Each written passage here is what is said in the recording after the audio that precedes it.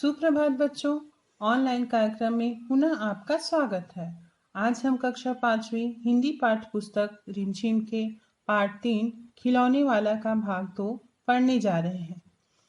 बच्चों, पिछली वीडियो में हमने पढ़ा कि सुप्रसिद्ध कवयित्री सुभद्रा जी इस कविता के माध्यम से एक बालक द्वारा अभिव्यक्त अपनी भावनाओं को जो अपनी माँ के सामने प्रकट करता है और कहता है कि माँ खिलौने वाला फिर से सुंदर सुंदर नए नए खिलौने लाया है, जैसे तोता, गेंद, मोटर गाड़ी, रेल, गुड़िया, टी सेट, लोटा, थाली, धनुष बाण, तलवार आदि लाया है। और मुन्नू ने गुड़िया ली है और मोहन ने मोटर गाड़ी, और सरला अपनी माँ से साड़ी लेने को कह रही है। और इस पर बालक कहता है कि खिलौने वाला साड़ी नहीं रखता, वह तो कपड़े बेचने वाला रखता है। तो बच्चों, अब इससे आगे की कविता पढ़ते हैं और इसका अर्थ बताते हैं। चलिए पढ़ते हैं। खिलौने वाला।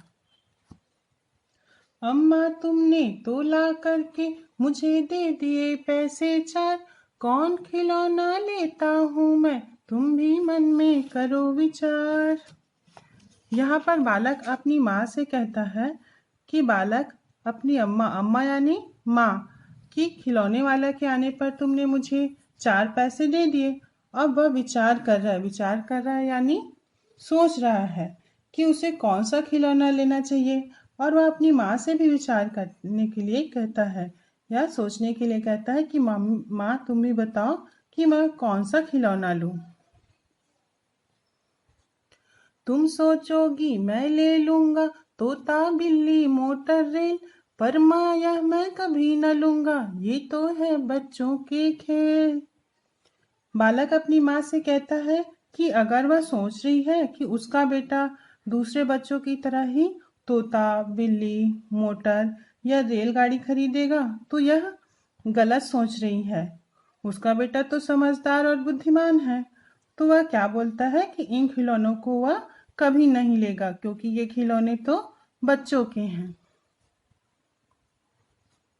मैं तलवार खरीदूंगा माँ, या मैं लूंगा तीर कमान, जंगल में जा किसी ताड़का को मारूंगा राम समान। बालक कहता है कि वह तो तलवार या तीर कमान खरीदेगा और जंगल में जाकर राम जी की तरह ही किसी ताड़का को मार गिराएगा। बच्चों, आपने रामायण के बारे में तो सुना ही होगा।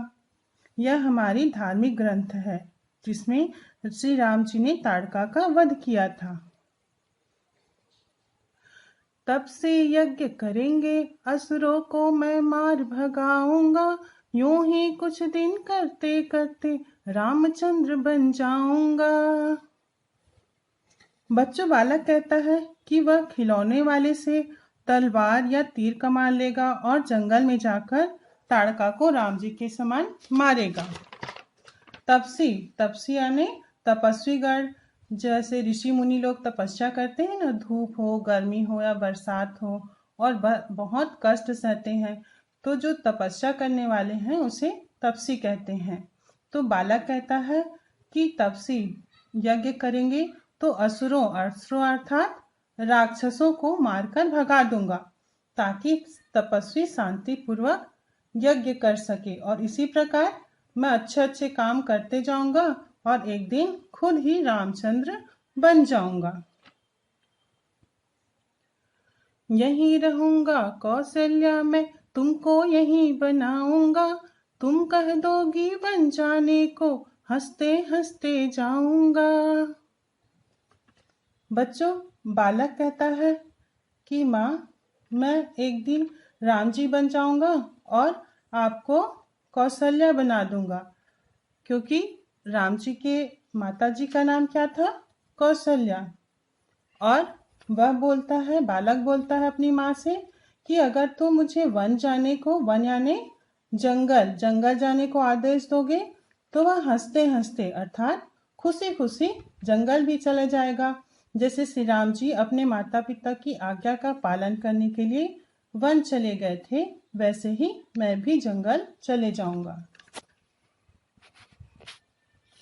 पर माँ बिना तुम्हारे वन में मैं कैसे रह पाऊंगा, दिन भर घूमूंगा जंगल में, लौट कहाँ पर आऊंगा।